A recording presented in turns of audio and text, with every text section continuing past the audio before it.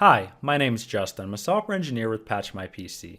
In today's video, we're going to show you how you can set up the PatchMyPC publishing service that allows you to automatically publish third-party updates to your SCCM environment. The first thing we want to do is download the latest MSI and run it.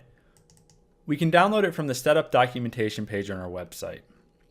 I'm going to choose Next on the welcome screen, accept the EULA, choose the default installation directory, and then choose Install and Yes to the user account control notification. I'm going to go ahead and leave the option to launch the service checked and click Finish, and then Yes to the user account control notification. The first thing that we want to configure is our catalog URL. So you should be able to paste in the URL that you received when you purchased the catalog that we sent you via email. We can then click Validate URL and verify that it's been validated and we're ready to download and publish. You can see that we also get information about the expiration date for your catalog subscription as well. The next option that we need to configure is our certificates that are going to be used to code sign the third-party updates that we downloaded and published to WSUS. We can either generate a self-signed certificate, which is what I'm going to do now, or you can import a PFX certificate if you created a certificate from a third party or an internal Microsoft certificate authority and you exported that and wanted to import that file. I'm going to choose OK on the self-signed certificate creation, and we can see that we also get information like the expiration date for the certificate that's being used. Optionally, we can configure any logging information. The informational level should be appropriate for most instances.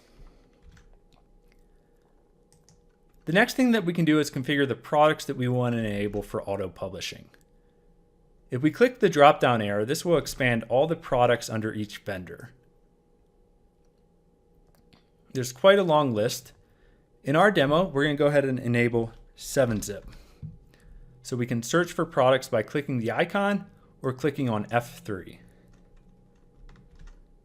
I'm going to go ahead and select 7-zip. We can also toggle between full content and metadata only by right-clicking an update. Metadata only will allow us to publish the metadata about an update so we can get scan data, but we won't actually download the update binary. This could be helpful if you just wanted to get scan results before you decided if you actually wanted to download and deploy the update in SCCM. In my case, I'm going to leave full content selected. Under the scheduling tab, we can optionally change the schedule. The default schedule is 7 p.m. and that should work fine in most scenarios. Under the proxy and notifications, we can enable a proxy server if needed, and we can also enable email reports of updates that have been published to your site. You would simply need to configure the SMTP settings and enable the reports. I'm going to go ahead and choose to apply these settings. The next thing that we want to do is ensure that our clients trust our certificate and they're enabled for third-party updates. In order to do that, what we need to do is export the certificate that we're using. I'm going to just export it as wsus.sir for the file name and save it to the root of the C drive. Now what we need to do is ensure that our clients trust this certificate by enabling a group policy for them. I'm going to edit an existing policy that's linked to the top level of my domain. You would need to ensure that any clients that you want to install third-party updates are inheriting this policy. So under Computer for Configuration, Policies, Windows Settings, Security Settings, and Public Key Policies, we need to import the certificate into the Trusted Publisher Certificate Store.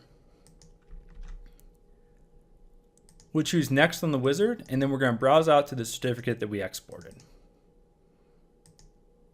And then choose Finish.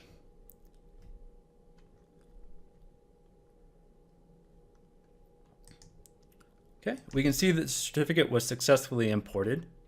If we're using a self-signed certificate, we also need to ensure that we import it to the trusted root, since self-signed certificates aren't going to be trusted because there's no root level CA.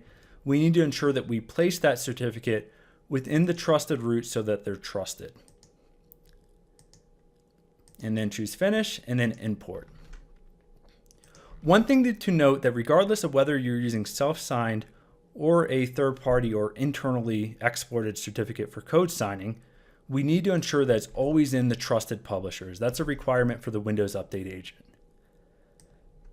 The next policy that we want to enable is the allowing of third-party updates. So under Administrative Templates, Windows Components,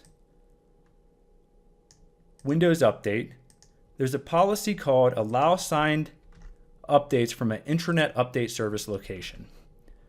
We need to ensure that that policy is enabled and then click OK. At this point, all the prerequisites have now been met.